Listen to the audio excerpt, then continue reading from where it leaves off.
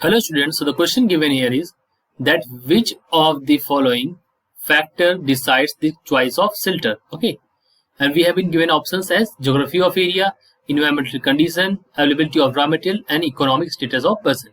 Okay, तो हमें यहाँ पर बता रहा है कि चॉइस शेल्टर किन फैक्टर्स पर निर्भर करती है. So there are various factor that plays role in the choice of shelter. कुछ फैक्टर्स के बारे में अभी हम बात करते हैं जो हमारे ऑप्शंस में दिए हैं. ठीक है, सबसे जैसा इंपॉर्टेंट है हमारा दिया है ज्योग्राफी ऑफ एरिया. तो जो location and geography of area, location and geography of area है, it also plays a major role in the choice of shelter. Okay, तो चॉइस शेल्टर में जो मेजर रोल ये भी प्ले करता है चॉइस ऑफ शेल्टर में, this also plays a major role. Okay, so this is also plays a major role. Now अब हम बात करेंगे कैसे. फॉर एग्जाम्पल अगर मुझे समझाना हो इसको तो ऐसे मान लीजिए कि डेजर्ट एरिया में, डेजर्ट में और हिल एरियाज में और प्लेन्स में. ठीक है, तो इन तीनों जगह जो भी घर बनते हैं उनकी जो कैटेगरी होती है वो अलग अलग होती है. तो this is based on the geography and location of area.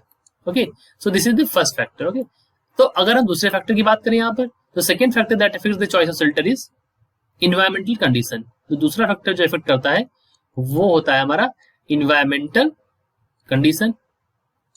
Environmental condition also effect the choice of shelter. For example rainfall, जैसे हमारा rainfall. Okay, so rainfall. Okay, temperature. Okay, rainfall, temperature और जैसे हमारे पास सीजन्स हैं, seasons भी होते हैं. जैसे सीजन्स में कौन कौन से, जैसे समर सीजन है. ओके, तो समर सीजन में डिफरेंट तरीके से और विंटर सीजन में डिफरेंट तरीके से जो शेल्टर होती है वो डेवलप की जाती है. ठीक है, तो ये also this factor also decide the choice of shelter. जो हमारा थर्ड फैक्टर है वो है जैसे मान लीजिए availability of raw material. This is also important. Availability of raw material. Okay, तो रॉ मटेरियल की जो है अवेलेबिलिटी होनी चाहिए हमारे पास. Availability of raw materials and also the economic status of person. Economic status of individual, it also effect. Okay, तो जो इंडिविजुअल है उसका इकोनॉमिक स्टेटस भी इस चीज को असर करता है कि कैसी चॉइस ऑफ शेल्टर वहां पर होगी. कैसे असर करता है, देखिए जो रॉ मटेरियल्स है वो हम प्रिफर्ड लेंगे. तो जो रॉ मटेरियल्स होंगे, तो रॉ मटेरियल्स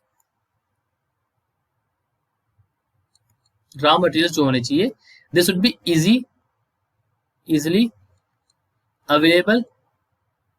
ओके, एंड क्या होगा, हम उन्हीं को रॉ मटेरियल को चूज करेंगे जो इजीली अवेलेबल होंगे एंड इकोनॉमिकली, इकोनॉमिक भी होंगे. ठीक है, easily available and economically available. Okay, are preferred. Okay, so these type of raw material are given preference. इनको हम प्रेफरेंस देते हैं. Okay, preferred. Okay, and economic status क्या होता है, जैसे मान लीजिए टाइप ऑफ हाउस जो होता है डिपेंड्स ऑन इकोनॉमिक स्टेटस. तो टाइप ऑफ हाउस ये किस पे निर्भर करता है, it depends on economic status of person. Type of house depends on economic status.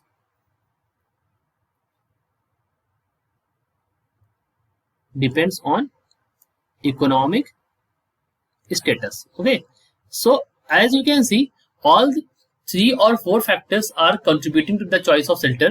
Number 1 that I have mentioned is location and geography of area. जो सबसे पहले मैंने आपको बताया उसमें क्या है, location and geography of area. It is the first factor and the most important factor, that is location, geography of area. And the second factor is environmental condition. कि environmental condition जहां पर घर बन रहा है वहां पर कैसी कंडीशन है, जैसे रेनफॉल, टेम्परेचर और समर शेल्टर, ये सब. तीसरा और जो चौथा फैक्टर इसमें आता है वो है availability of raw materials. Raw material कैसा अवेलेबल है वहां पर, उसके बारे में हमने यहाँ पर बात की.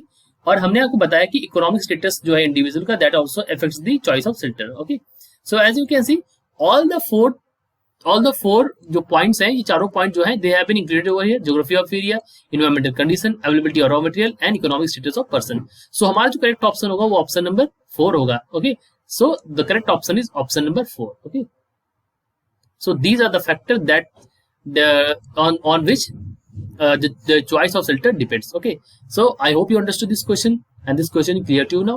Thank you.